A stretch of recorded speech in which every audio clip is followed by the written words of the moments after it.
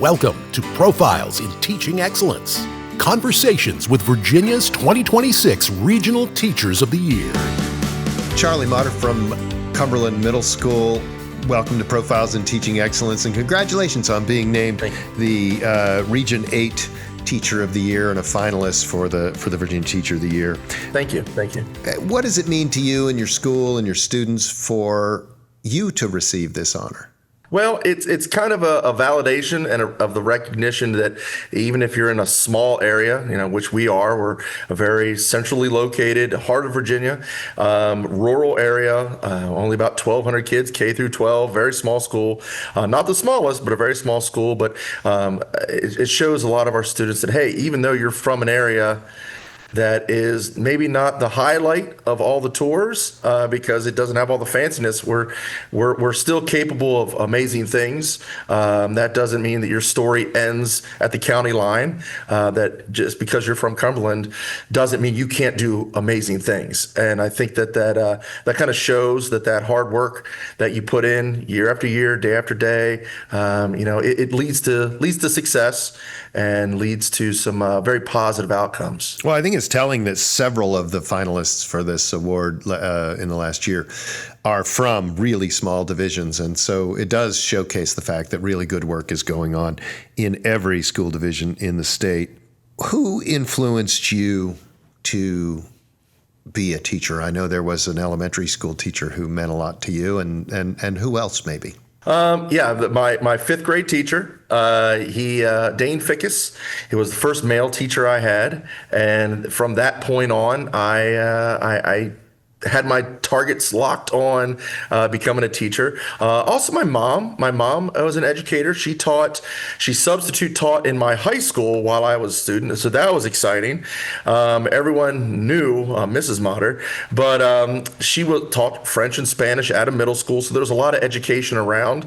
And I've always been very fortunate to have a lot of excellent teammates that I've worked with, incredible leaders from the building level to the division level superintendents.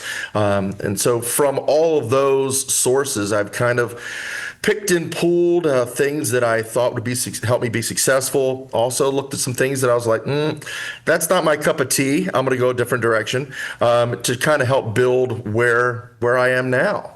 What do you think is your big strength? I know you had to think a lot about that in the nomination and application process for this award. What's your teaching superpower in the classroom? I feel really confident working with my students. In fact, I've been here long enough in this county that I now have the children of former students. So I'm seeing the second generation roll around, kind of knowing the ins and outs of how things work in our county, being able to make things relatable to them. We talk about going to this store and that store. Oh, we went there this weekend. Cool. Did you see those kind of relationship, those stories and those conversations that we have?